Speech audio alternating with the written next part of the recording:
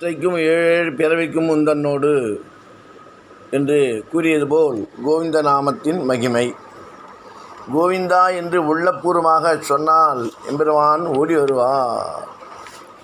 பெருமாள் பக்தர் ஒருவர் அதிகாலை நீராடி விஷ்ணு சகஸ்ரநாமம் சொல்லி பெருமாளை தரிசிப்பார். ஆனாலும் ஏதோ ஒரு குறையை உணர்ந்தார் அவர்.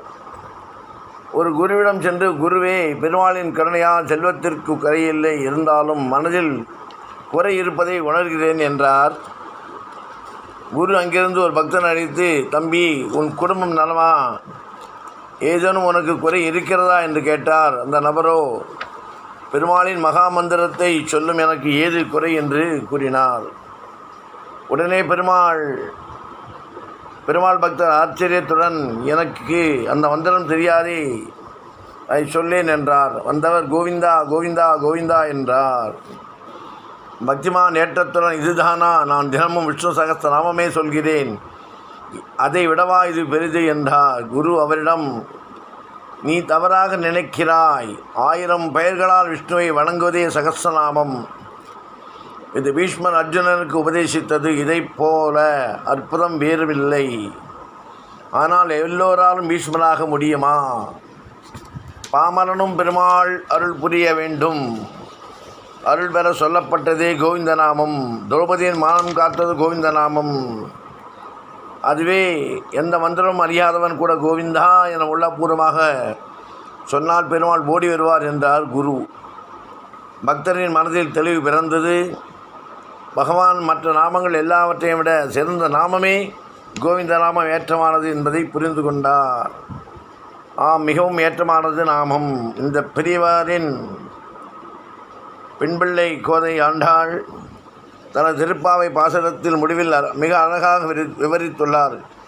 எப்படியானால், ஆண்டாள் தனது திருப்பாவை 27வது பாசுரத்தில் கூடாரை வெல்லும் சீர் கோவிந்தா, தனது 28வது பாசுரத்தில் குறைவொன்றுமில்லாத கோவிந்தா, 29வது பாசுரத்தில் இற்றை பறைகொள்வா அன்றுகான் கோவிந்தா, 3 முறை வரிசையாக கோவிந்தா கோவிந்தா கோவிந்தா நாமம் பாடுகிறார். கறவையில் பின்சென்று கானகம் சேர்ந்துன்போம் என்ற பாசுரத்தில் கோவிந்தனை குறைவொன்றுமில்லாத கோவிந்தா, குற்றமொன்றில்லாத கோவிந்தா, குறையே இல்லாத கோவிந்தா என்று அழைத்துவிட்டு, கூடவே அன்பினால் உந்தன்னை சிறுபெயர் அழைத்தரும் சீரியருளாது என்றும் வேண்டுகிறாள் கோதை நாச்சியார். அப்படியானால் ஆண்டாள் பகவானை சிறு பெயரை வைத்து அழைத்துள்ளாளா? பார்ப்போம். ஆண்டாள் முந்தைய 24 பாசுரங்களில் பகவானை அழைத்த சிறு பெயர்கள் இதோ: நாராயணன், பரமன், உத்தமன், கண்ணன், பத்மநாபன், மாயன், யமுனை துறைவன், தாமோதரன், நாராயணமூர்த்தி, கேசவன், தேவாதி தேவன், மாதவன், வைகுந்தன், புண்ணியன், மணிவண்ணன், மனத்துக்கினியான், மணிவண்ணன், உம்பர்கோமான், மலர்மார்பன், கலி, விமலன், உற்றமுடையாய், பெரியாய், சுடர். இந்த உன்னதமான பெயர்களை ஆண்டாள் சிறுபேர் என்கிறாள். என்றால் கோவிந்த நாமம் மகிமையை சொல்ல வேண்டுமா? சொல்லுவோம் தினமும் கோவிந்த நாமம். கோவிந்தா என்று பகவத் நாமத்தை நாம் சொல்லி தொலைப்போம் நம் இந்த ஜென்மத்தை. கோவிந்தா கோவிந்தா கோவிந்தா. அப்பேற்பட்ட உன்னதமான கோவிந்த நாமம் சிறப்பு வாய்ந்தது, சிறப்பான நாமம் என்பதை நாம் புரிந்து கொண்டு அதன்படி நாம் வாழ கற்றுக்கொண்டு வாழ வேண்டும். ஏனென்றால் கோ என்றால் பசு, விந்தன் என்றால் காத்தவன், கோ என்றால் பாபம், விந்தன் என்றால் அதை போக்குபவன். அப்பேற்பட்ட உன்னதமான உத்தமமான நாமமே கோவிந்த நாமம். இதை நாம் புரிந்து கொள்வதற்காகவே கோதை நாச்சியார் நமக்கு மனதில் பதிய வைப்பதற்காக, புரிந்து கொள்வதற்காக, கோவிந்தனை உணர்ந்து கொள்வதற்காக, கோவிந்த நாமத்தை உணர்ந்து கொள்வதற்காகவே கூறப்பட்டுள்ள உத்தமமான சிறப்பான நாமமே கோவிந்த நாமம். நாம் தினமும் அதற்கு நேரம், காலம், இடம் தேவையில்லை. எப்பொழுதெல்லாம் நமக்கு தோன்றுகிறதோ எந்த இடத்தையும் பார்க்காமல் நாமஸ்மரணத்தை ஜபித்து கொண்டே இருக்கலாம். ஒரு முறை காஞ்சி பெரியவா ஒரு பண்டிதரிடம் கிருஷ்ணபேமி அண்ணாவின் பாகவதம் கேட்க சொன்னார். அதன்படி கேட்டார் பண்டிதர். பாகவ சிரவணம் முடித்து பெரியவாளை தரிசனம் செய்தார். அப்போது பெரியவா அந்த பண்டிதரிடம் எப்படி இருந்தது என்று கேட்டார். அந்த பண்டிதர், தான் நிறைய பாகவதம் கேட்டுள்ளேன், ஆனால் அண்ணாவின் கதையில் சில விஷயங்கள் புதிதாகவும் ரசமாகவும் இருந்தது. அதில் ஒன்று, கிருஷ்ணன் ரதத்திலிருந்து இறங்கி பீஷ்மரை தாக்கப் போகும்பொழுது தனது உத்திரியத்தை எடுத்து தேரில் வைத்துவிட்டு செல்கிறான்.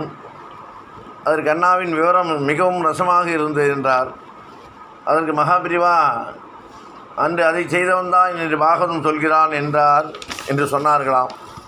திருவண்ணாமலையில் பகவான் யோகி ராம் சுரத்குமார் இருந்த காலத்தில் கிருஷ்ண பிரேமி அண்ணா அங்கு சென்றார். அப்பொழுது யோகிராம் சுரத்குமார் எல்லா பக்தர்களையும் பார்த்து, இப்போது கிருஷ்ணர் எங்கே இருக்கிறார் என்று கேட்டாரலாம். அங்கிருந்த பக்தர் கிருஷ்ண பிரேமி அண்ணாவை காண்பித்து, இதோ இங்கிருக்கிறார் என்று சொன்னார்கள். அதற்கு அண்ணா அப்படி இல்லாமில்லை என்று தலையசைத்தார்கள். யோகிராம் சுரத்குமார் அண்ணாவை அருகில் அழைத்து அண்ணாவின் காலில் நீதான் கிருஷ்ணர் என்று சொல்லி புன்னகைத்தார். ஒரு மகாத்மாவை இன்னொரு மகாத்மா மட்டுமே புரிந்து கொள்ள முடியும். அவரவர்கள் அவதரித்த காரியத்தை அவரவர்கள் செய்கிறார்கள். மகான்களில் கை அசைவு கூட லோகக்ஷேமத்திற்காகவும் அண்ணாவின் வாக்கு வரதனின் வாக்கு என்று நாம் எடுத்துக்கொள்ள வேண்டும். ஒரு ஞானி இன்னொரு ஞானி பற்றி தான் புரிஞ்சிக்க முடியும். காஞ்சி மகா சுவாமி மகா ஞானி. அவள் கிருஷ்ணபிரேமி அண்ணாவுடைய புகழ் வெளிவரணும். கிருஷ்ணபிரேமி அண்ணா யார் என்பதை உலகத்தை எடுத்து மக்களுக்கு புரிய வைக்கின்ற என்பதற்காகவே அந்த பண்டிதரை அங்கே போய் இந்த உபன்யாசத்தை கேட்க வச்சு, அதன் மூலம் யோகிராம் சுரத்குமார் மூலம் இந்த ஆத்மா எப்பேற்பட்ட ஆத்மா, அது கண்ணனுக்கு எப்பேற்பட்டு கட்டுப்பட்டது, ஆட்கொண்டது, கண்ணனின் ஆத்மாவாகவே நீ இருக்கிறாய் என்பதை மற்றொரு மகான் ஒருவர் தான் புரிந்து கொள்ள முடியும். இப்பொழுது இருக்க காலகட்டத்தில் மனிதன் அவனையே புரிந்து கொள்ள முடியவில்லை. பிறகுதான் அவன் மற்றவர்களை புரிந்து கொள்வது. தாய் தந்தர்களை பிள்ளைகள் புரிந்து கொள்வதில்லை, பிள்ளைகள் தாய் தந்தரை புரிந்து கொள்வதில்லை, கணவன் மனைவிமார்களை புரிந்து கொள்ள மனைவி கணவனை புரிந்து கொள்வதில்லை. இப்படித்தான் இந்த கலியுக வாழ்க்கையை போய்கொண்டிருக்கிறது. இதிலிருந்து நாம் அனைவரும் விடுபட்டு வாழ வேண்டும். அதிலிருந்து விடுபட வேண்டும் என்றால் இந்த நாமஸ்மரணமே, கிருஷ்ணனின் நாமம், கோவிந்த நாமம், ராமநாமம் என்பதை உணர்த்துவதற்காகவே இப்படி கூறப்பட்டு நாம் தெளிவடைய வேண்டும், தெளிவாக வாழ வேண்டும், புரிந்து கொள்ள வேண்டும், புரிதல் வேண்டும். புரிந்து கொண்டு வாழ்ந்தால்தான் நாம் மனித பிறவியாக வாழ்வதற்கே அர்த்தம் என்பதை இப்படி சிறு சிறு கதைகள் மூலம், சில ஞானிகள் மூலம், சில யோகிகள் மூலம், சில தபஸ்விகள் மூலம் நமக்கு எடுத்துரைக்கப்பட்டுள்ளது. இதை புரிந்து கொண்டவர்களாக புரிந்து கொண்டு எல்லோரும் நலமாக வளமாக வாழ்வாங்கு வாழ்ந்து, நோயில்லாமல் வாழ்ந்து, பயமில்லாமல் வாழ்ந்து, அனைத்து செல்வங்களும் பெற்று வாழ வேண்டும் என்பதற்காக பிரார்த்தித்து அனைவருக்கும் ஆசீர்வாதம். ராமானுஜரின் திவ்ய திருவடிகளே சரணம்.